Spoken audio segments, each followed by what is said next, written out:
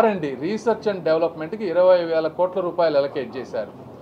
ప్రతి సెగ్మెంట్లో కూడా రీసెర్చ్ అండ్ డెవలప్మెంట్ చేసినప్పుడు మాత్రమే మనం ఎక్కువ ఇంపోర్ట్ చేయకుండా మనంతట మనం తయారు చేసుకోగలుగుతాం. మా టెలికామే ఉంటే ఇప్పటి వరకు 2G, 3G, 5G, 4G అన్నీ కూడా ఇంపోర్ట్ చేసుకునేటువంటి పరిస్థితి.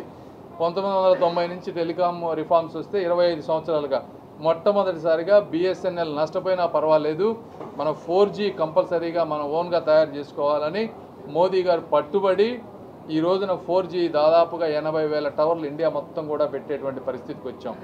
అయితే చిన్న చిన్న ఇష్యూస్ ఉన్నాయి, అవన్నీ 2-3 నెలల్లో సాల్వ్ చేస్తాం. అద్భుతంగా తయారవుతుంది.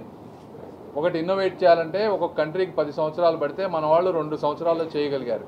ఈ 20,000 కోట్ల రూపాయల R&D ఎక్స్పెండిచరు అంటే డిఫరెంట్ అక్కడ 500, అక్కడ 1000, అక్కడ 500 ఎక్కడెక్కడైతే స్ట్రాటజిక్గా భారతదేశానికి డిఫెన్స్ కానీ న్యూక్లియర్ రియాక్టర్స్ కానీ అవసరమో వాటన్నిటిలో కూడా 20,000 కోట్ల రూపాయలతో పెట్టి మనం కూడా రీసెర్చ్లో ముందుంటాము, ఇన్నోవేషన్లో ముందుంటాము అనేటువంటి ఒక పక్కా ప్రణాళికతో లాంగ్ టర్మ్ వెళ్తూ ఉన్నారు.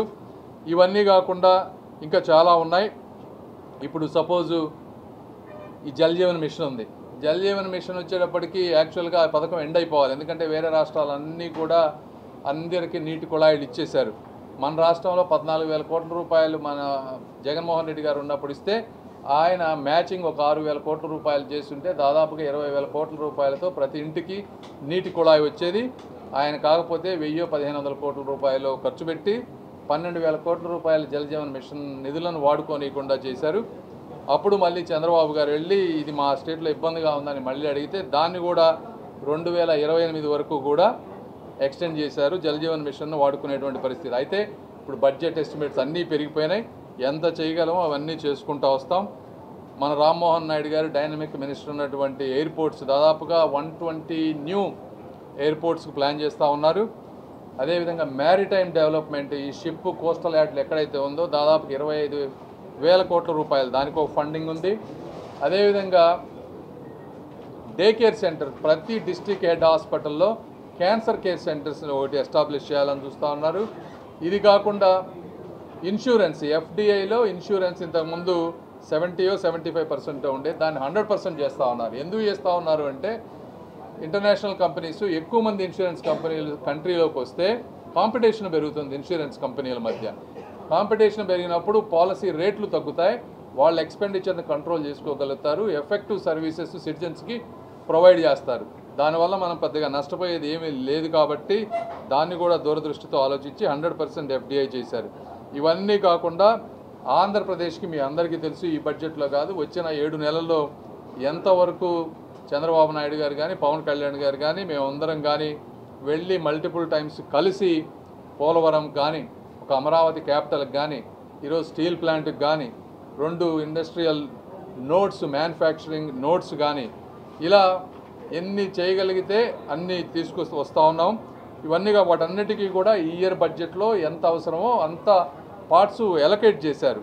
అంటే కేవలం మాటలు చెప్పడమే కాదు, ప్రతి ఇయర్కి నిర్ణయాత్మకంగా అంటే పోలవరానికి 5,900 కోట్లు, స్టీల్ ప్లాంట్కి ఈ ఇయర్ బడ్జెట్లో 3,200 కోట్లు, విశాఖపట్నం పోర్టుకు వచ్చేటప్పటికి 730 కోట్లు, ఈ విధంగా అన్నీ కూడా ఎలకేట్ చేసుకుంటూ వస్తూ ఉన్నారు. ఇవన్నీ కాకుండా కేంద్ర మంత్రులు కానీ ఎంపీలు కానీ ఇండివిజువల్గా చాలా ప్రాజెక్ట్స్ ఉన్నాయి. మనం అన్ని కనుక ఎఫెక్టివ్గా DPRలు చేసుకొని కేంద్ర మంత్రుల దగ్గర కనుక కూర్చొని వాటిని కనుక శాంక్షన్ చేయించుకోగలిగితే ఇంకా చాలా అద్భుతమైనవి వస్తాయి. ఉదాహరణకు చెప్తా ఉన్నాం, మేము గండికోట టూరిజం ప్రాజెక్ట్ ఒకటి తీసుకొచ్చాం 80 కోట్ల రూపాయలు పెట్టి. అదేవిధంగా బాపట్లలో సూర్యలంక ప్రాజెక్ట్ అని బీచ్ ప్రాజెక్టు 100 కోట్లు పెట్టి నిన్నే నేను షెకావత్ గారికి ప్రాజెక్ట్ సబ్మిట్ చేసాం, వారు కూడా ఇస్తా అన్నారు. ఈ విధంగా అదేవిధంగా railway over bridges, under bridges 70 railway stations అన్నింటినీ కూడా ఈరోజు మోడర్నైజ్ చేసేటువంటి పరిస్థితి. అదేవిధంగా రైల్వే ట్రాక్లు ట్రిప్లింగ్ డబులింగ్ చేయటం, కొత్త రైల్వే లైన్లు, 8 వందే భారత్ లైన్లు, ఈ విధంగా ఎక్కడ అవకాశం వస్తే అక్కడ మీరు చూస్తే గత 5 సంవత్సరాల్లో ఆంధ్రప్రదేశ్కి ఈ విధంగా వర్క్ చేసినటువంటి ఒక చరిత్ర కానీ ఒక ఎఫర్ట్ కానీ ఎక్కడా లేదు. కాబట్టి ప్రజలందరూ కూడా అర్థం చేసుకోవాలి. ఒకళ్ళు ఇద్దరు మాట్లాడారు ఏమొచ్చింది ఆంధ్రప్రదేశ్కి ఈ బడ్జెట్లో అని. 7 నెలల్లో ఇంతగా చేసినటువంటి పరిస్థితి ఎక్కడా లేదు.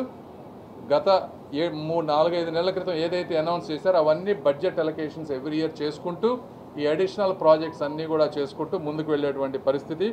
కాబట్టి మోదీ గారికి, ఎన్డీఏ ప్రభుత్వానికి, కేంద్ర మంత్రులకి అందరికీ కూడా మరొకసారి ధన్యవాదాలు తెలుపుతా ఉన్నాను. Thank you. ఆయన భాష, ఆయన మైండ్ సెట్ ఎప్పటికీ మారదని ఆయన ఇంకోసారి రుజువు చేశారు.